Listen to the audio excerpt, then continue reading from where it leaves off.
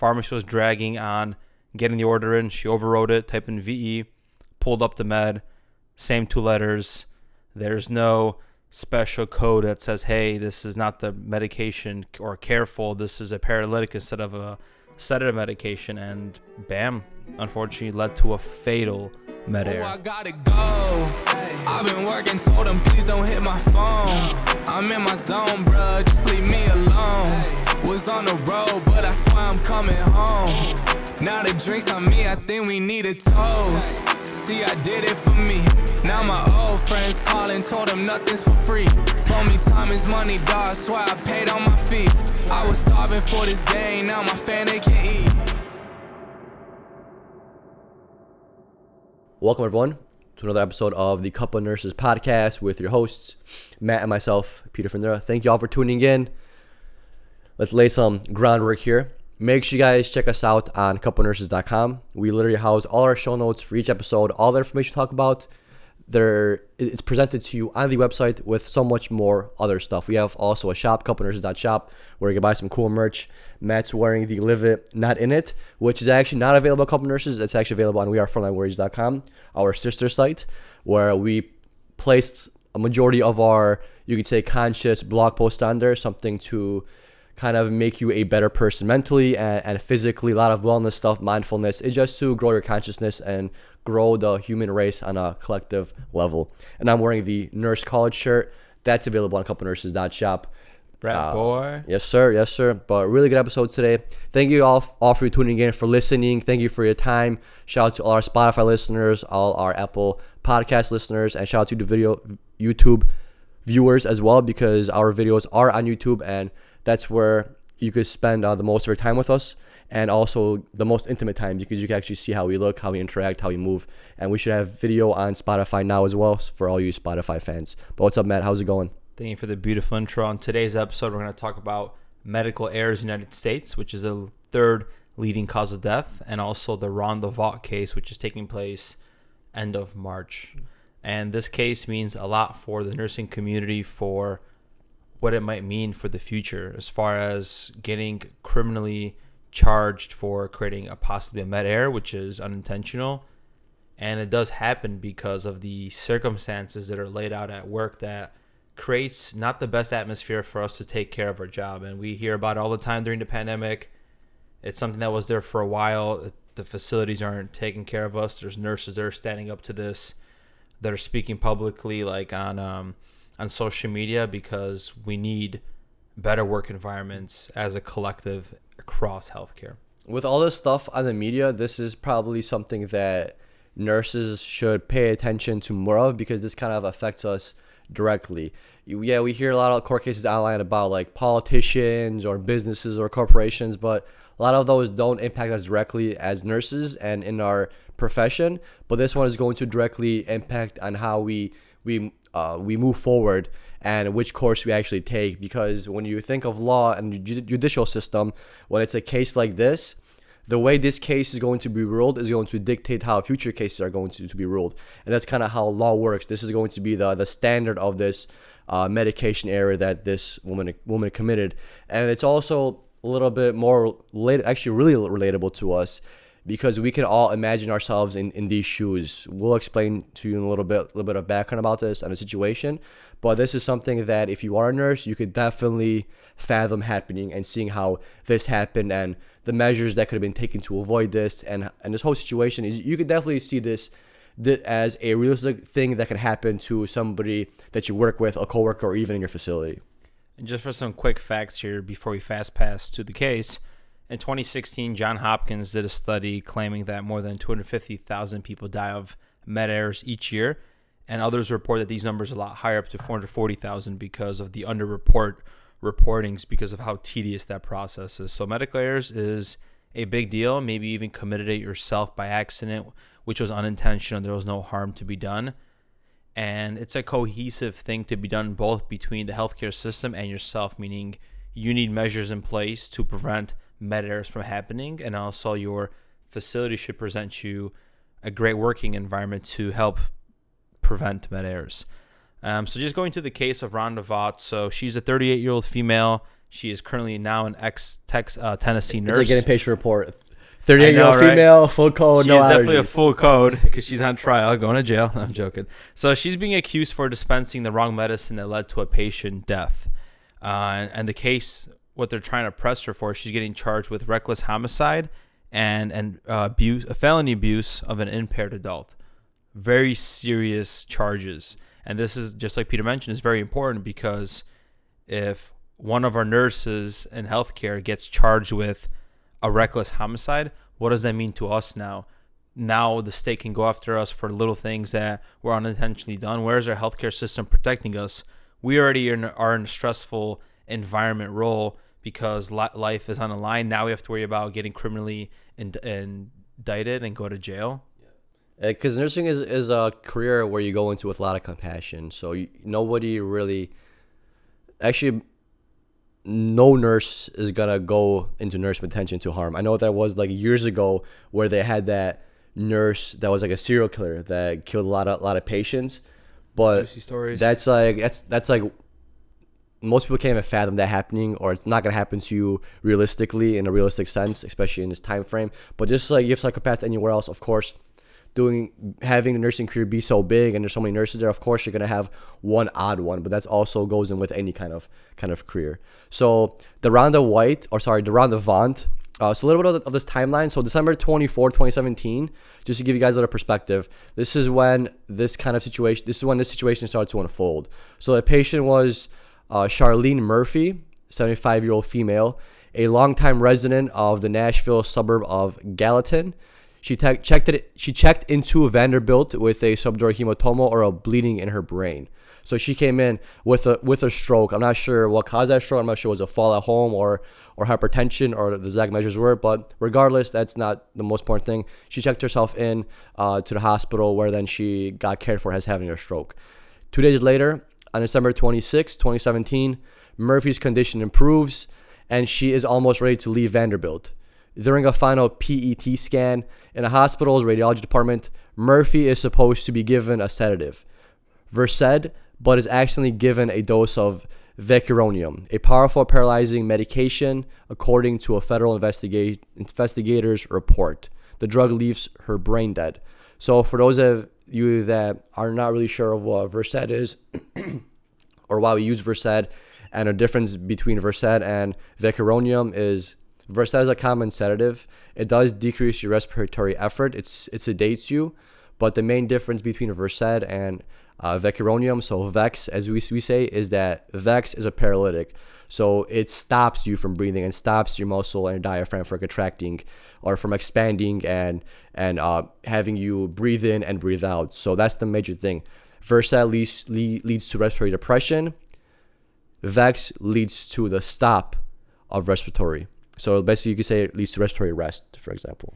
And the way this med error occurred is she overrode it in the Pyxis. So that's another thing where, why was this medication being able to be overwritten? Maybe because it's a PET scan and the radiology has access to that. We even in the ICU don't have that. We have to take like a rapid intubation kit or RSI kit to get our hands on those kind of medications. And it depends per hospital why this happens. But long story short, pharmacy was dragging on getting the order in. She overrode it, typed in VE, pulled up the med, same 2 letters. There's no special code that says, hey, this is not the medication, or careful, this is a paralytic instead of a sedative medication. And bam, unfortunately led to a fatal med error. Yeah. And Vaught allegedly admits to the hospital staff she's responsible for the medication error. So she realized what she did and she knew it was an accident. It doesn't seem like there was any kind of intent here because she confessed to it and she's told management that, hey, I took the wrong medication in Pyxis and I gave it to the patient, and now the patient had cardiac arrest and now she's on life support. So if you were thinking, did she have intent? Did she want to do this? Is she out to murder people? Is she crazy? It doesn't seem like it, because if someone's out for murder or wants to kill somebody or do all those crazy things, they probably don't want to only do it once, they want to do it multiple times. I'm thinking so. I'm not a murderer, so I don't know how that works or how they process it. But just the fact that she admitted to it and told staff that, hey, this is what happened, told managers this is what happened, that just shows that she had good in her heart, in her intentions, and she messed up. She messed up in one of the worst ways anybody could mess up. And if one of us messed up in that way, and even the viewers and the listeners, I'm sure you would feel really, really guilty. Definitely. Like, imagine pushing a medication thinking it has one action, and the next thing you know, the patient is coding unresponsive, and that's what happened. They did CPR for up to 30 minutes, ended up intubating her. She was placed on life support and then died 12 hours later. Emotions aside, did she mess up? Yeah, she made an accident. But is it her fault, you could say? Not really. Things could have been done. Safety measures could have been in place to avoid this from happening.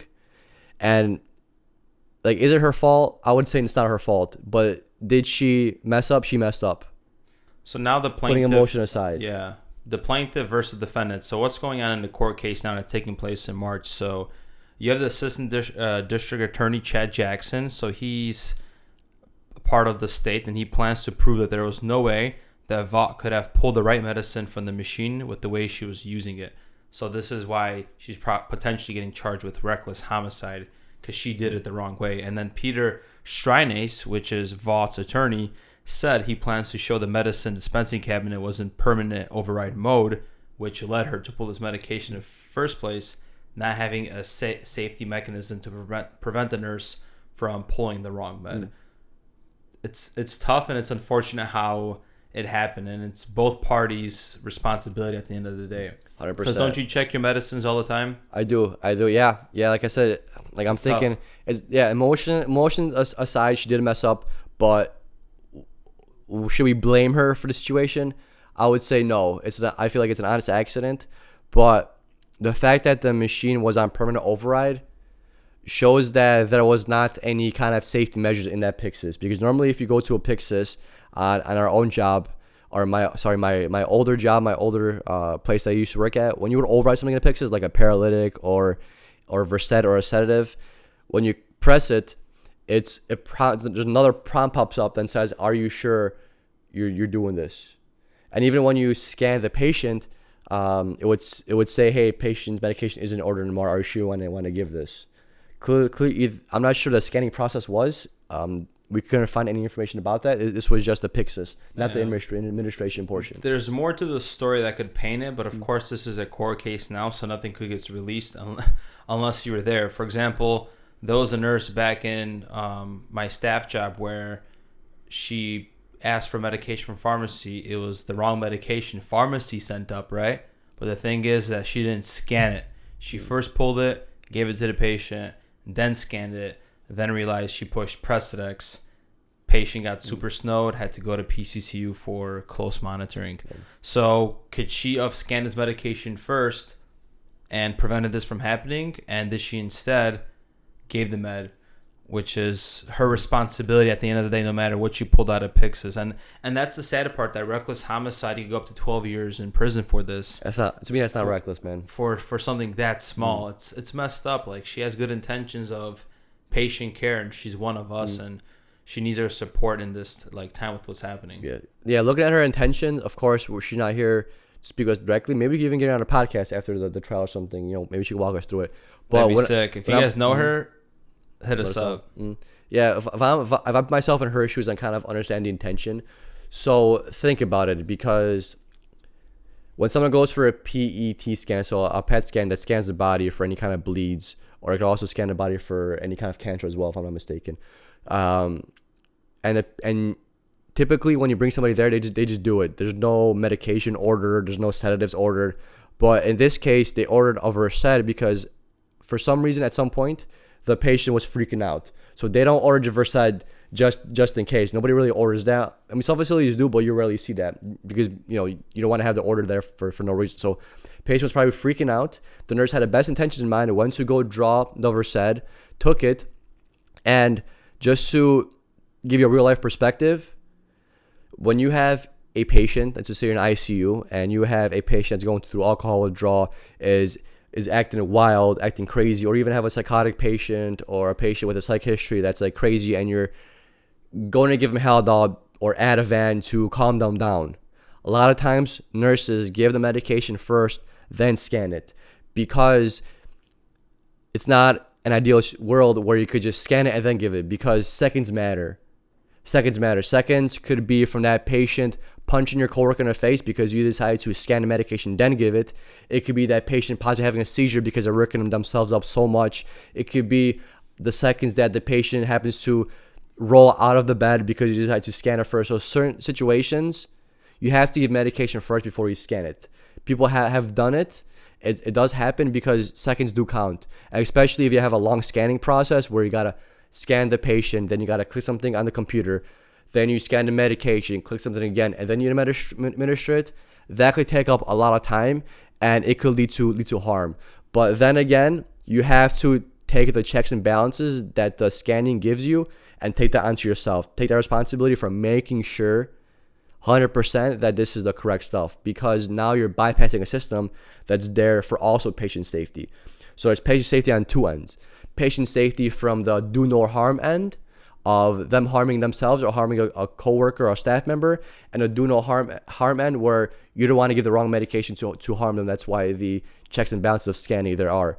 But nothing is black and white in nursing, and it just depends on the circumstance. There has been a lot of times where nurses had to give the medication before scanning just because it was so important and so time critical. Think about it when you're in a code status. When you're coding a patient, do you scan the medication, then give it? Just to make sure it's epinephrine and not something else, not atropine or whatever. You don't scan it because time is brain, like we always say with the stroke, and same with during a code. During a code, you don't have time to be scanning it. That's why there's so much participants. You have a recorder, you have the physician, you have the compressions, you have the respiratory therapist giving the breaths, and you have somebody standing on standby. This whole works because you don't have time to scan, because time is literally that important, where you need those people in the room, and you gotta do these things because time matters, and you don't have time for all this other checks and balances because you gotta go. And should you be criminalized for that? That's crazy. That's unfair when we're all there in the room trying to make it happen, try to save this guy. Yeah. And this court case is getting a little bit sketched too, because the plaintiff is asking the defense counsel not to be able to ask any witnesses about the actions that are taken in Vanderbilt University Medical Center. So regardless of the measures that the hospital has taken place following the death of the victim, we can't talk about what was changed. And this would help this nurse in that case, which is the messed up part, because we're looking at the problem in a vacuum. We're going after this nurse as if she did something reckless, but that's only half the situation that we're not taking into consideration. And that's, yeah. And we're not even talking about the settlement that the family already settled with the hospital. So why are you still going after her? Yeah. So we were talking about this before the show. So the patient's son, he said that he did not want to pursue criminal action because he knows that if his mom was still alive and something happened to her, he knows that that his mom would understand that this was an accident, and he knew that she wouldn't want him to pursue legal action because this is an honest mistake. But, and this is crazy how this happens, because this is an example, and just let this guide you on your future thoughts and future actions and future just goals, and just the way you think about life. The news got word of this happening, and not many people know that Vex is also a medication used in lethal injection when you kill somebody in jail, basically, that's on death row. So when the news got word that this happened in the hospital, that a nurse accidentally gave a wrong medication, led to a patient death, of course they went wild for it. And the news actually mentioned that the Vex, the medication that the nurse gave, is used as lethal injection. So now if you think about it from like the perspective of the son, if you hear that your mom was killed with a medication that's used for lethal injections that is used to intentionally kill somebody, you're gonna naturally think that, hey, whoa, that's kind of strange, because people that aren't in healthcare, that don't work with these medications, don't know how common they actually are. We use Vex a lot. It's a very helpful medication in surgeries, helpful medication when we had a lot of COVID-19 patients. Difficult intubations. It helps a lot, and it's a common medication that we use, and we use it with the purpose of it helping the patient. But when somebody in healthcare or not in healthcare hears this word that, hey, this is what they use in lethal injection, you understand that this is what they're going to be thinking, that, hey, if this is using lethal injection and my mom got killed with this, whoa, even though that's not a good perspective to take. Naturally, someone that's not in healthcare is going to think that route because they're not educated in that sense, and this puts the nurse in a very, very shitty situation. And same with the family members of the deceased patient, because now they're thinking, and that thought already lowers their energy because they're always going to be thinking about that now, because they don't know what the actual intent was behind this, because they're always going to be thinking about that because of the way the news portrayed it as this medication used for lethal injections. It almost seems like, hey, my mom was intentionally killed because this medication is used for killing people. It's not used for killing people. It's used for paralysis in emergent situations and in situations where we need to safely make the patient better. The loopholes. And what's another loophole is the hospital didn't even report the fatal medication error to the state, which is required by law. And the two neurologists, or the two doctors that were medically examining this person, Murphy, said that she died of a natural death related to her intracerebral hemorrhage. So I was kind of iffy on that, but then as I thought about it more, so technically that's why she died. She died from that. If you think about it, what's gonna cause you to die is those organs not working properly. So I understand why they did that, because when I was with a physician that was running a death report or something, he says just be broad. You don't want to be specific and sound kind of weird where people want to get other ideas. So that's why they put this. Yeah, they try to kind of help themselves out a little bit, but that's like saying that you died because of C-19 but not of your gunshot. But you're bleeding out and you happen to have C-19 and you had it. That's like the same thing here. You happen to have a bleed, but she gave you Vex and you coded. Yeah, same way. Like think about it. So if like let's just say your loved one died. Let's just say your dad fell, he hit his head, and he had a stroke.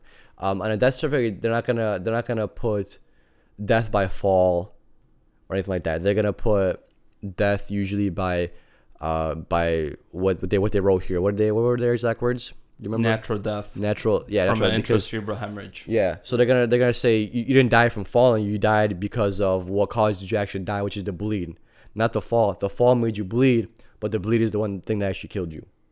That's kind of how they write it, because if you write anything more kind of subjective and not just stick to the facts like that, then people start reading in between the lines, and not only is it beneficial from a legal standpoint for a doctor, because I'm not saying doctors are sketchy people and they try to, finagle the system of death reports. It's just like you want to write what's there in a way that people don't get the wrong idea, because this is important. Like you're writing about why somebody died, and this is someone's loved one, that people don't want to be in that situation, because you don't want to have your loved one pass away. So why would you want to write something that's maybe not for sure factual or not sure of, that people might get the wrong intention from or a wrong idea? You don't want to put that in a family, because that's not right. It's not helpful in a situation. Yeah, and the last little twist into the story is that no one found out about this till 10 months later, when an anonymous complaint was given to the government regulators. So a lot of background. Did that person have a bad conscience?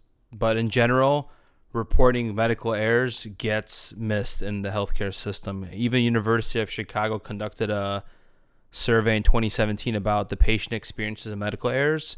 What they found out that adults who had medical errors, only 32% of the cases, the patient was talked about their error and what happened from the facility, versus 67% said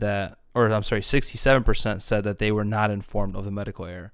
And to paint the bigger picture, the CDC fails to classify errors separate from a death certificate when collecting health statistics. So we don't even know how much medical errors really do exist, because they're not being tracked by our own government regulators. Yeah. Med errors do happen, and majority of them don't lead to any kind of harm. So if you're thinking there is 1 million deaths associated to medical errors, no, that's not accurate. It's a lot lower than that. It's super low. There's not a whole lot of them. That's why here they don't list numbers, they list percentages, because there's not a high amount of people that die due to med errors. It usually leads to no harm. But it's 20 billion annually of money. So I'm talking about like her case. So majority of med errors are small. To death. Yeah, Hell yeah. Majority of measures are super small. like I said, don't lead to patient harm. But the ones that actually do lead to patient harm, like this, once in a blue moon it happens. Not very often. Majority of them maybe just cost some extra money, where maybe you gave an extra dose of a medication that now the patient has to pay for, or maybe an extra test they have to do now because you have to fix, or like an IV infiltrates, and you maybe gave it, you like weren't sure if it was infiltrating, but you did it anyways, and then it kind of burned them or whatever, hurt them, and then that requires care. Majority of small things like that happen, and those costs add up. But really serious matters don't really happen. The hospitals are really good at preventing these things because we've got better over the years, and nursing has gotten safer. Practicing medicine has gotten safer. Being a doctor has gotten safer. Healthcare has gotten safer in general. That's why we're seeing better and better hospital outcomes. Yeah, and I like the contract that we're currently at in Cali and San Diego, because I know all these systems they have to prevent this. For example, let's talk about why medical errors occur. So these are going to be some of the reasons. So one of them is communication problems. Big thing, when you're missing things in a report. When Peter and I worked in Oakland and there was 3 aides rotating shifts a day, and there was 3 nurses instead of 2, a lot of things get missed because you're not going to come to the same nurse. And in this hospital, for example, they have like the NKE smile, right? So this is making sure you read everything over to prevent any kind of communication errors. You have everything you need about the patient, and you have to sign off. Make sure you put the nurse's name, because that's like their what's it called? It's like your insurance policy. Like, hey, you signed off, you knew about this. Why didn't you look this over? Didn't you guys have a report that was in the patient's room? And this is like the hospital's insurance policy to make sure the nurses are doing what they're doing. But at the end of the day, they're just doing it for the patient's safety. That's the big goal that we have to keep in mind, as much as it's annoying on our end as a nurse. Speaking of AKE, I forgot to do my last shift. Darn it. Tis. Do I gotta go back to do it? I don't Probably know. doesn't matter now. It's too late. Yeah, right? Yeah, who's gonna know? I don't even know the nurse's name. Another problem is staffing problems and workflow. As you know, inadequate staffing, stress leads to medical errors. Inadequate policies and ratios, same thing. If there's not proper things in place. For example, in her case, if you're taking out a medication with VE at the end, and both of them, Versed and Vex, have that, why isn't there like a little pop-up on the pic says, hey, same med, are you sure? Correct.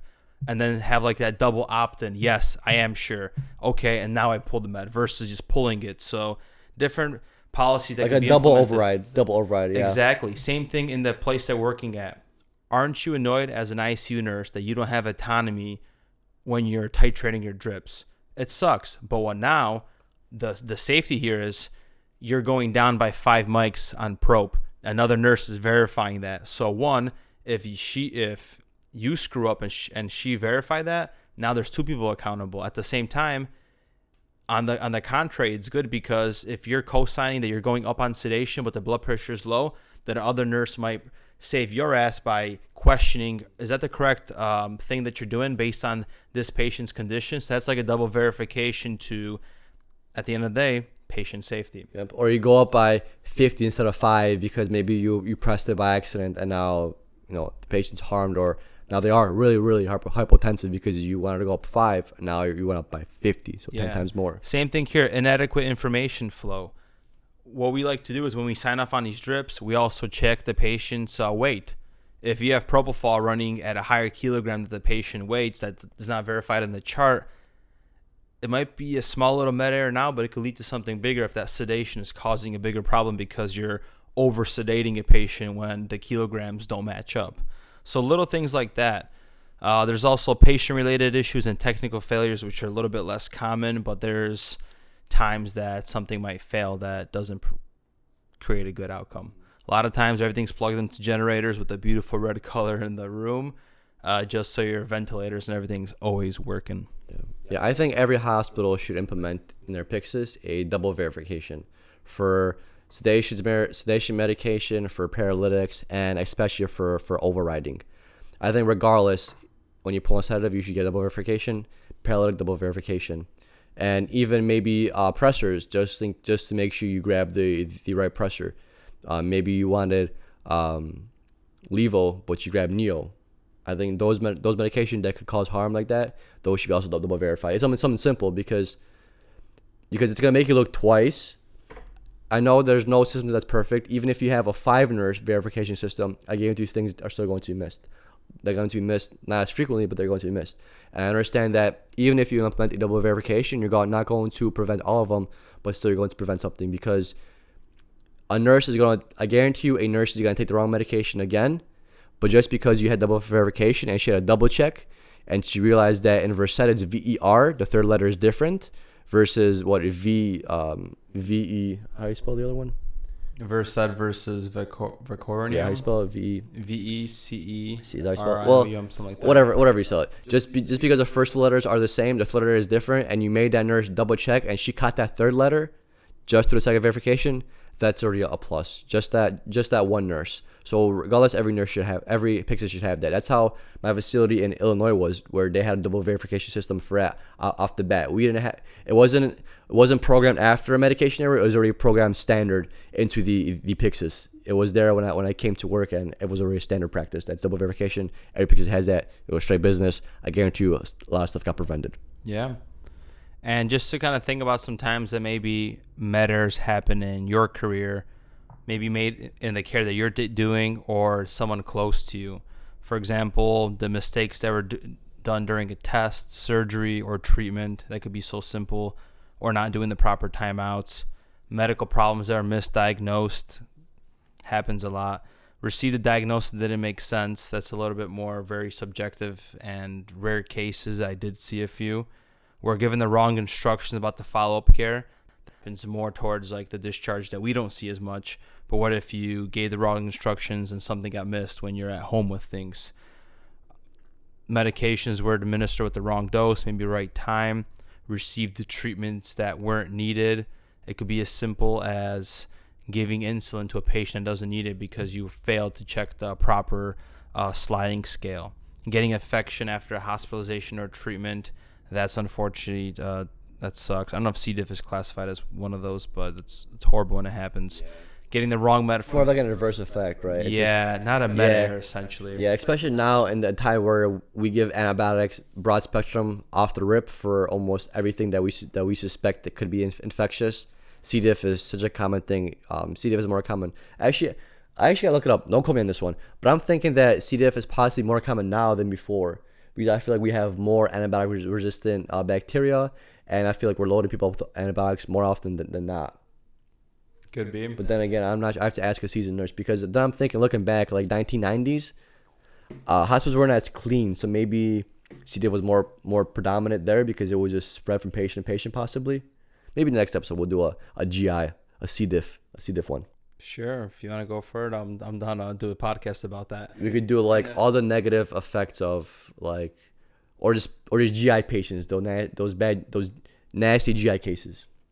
Yeah, the bleeders are always good stories, and they always smell up the whole room. Yeah, I remember in Austin we had one of those, and the whole B pod, it was just gassed up, and the charge nurse was just walking around with those little stoma bottles trying to make a difference. But what makes a difference is getting that heavy duty spray from freaking EVS, man. It does the job right.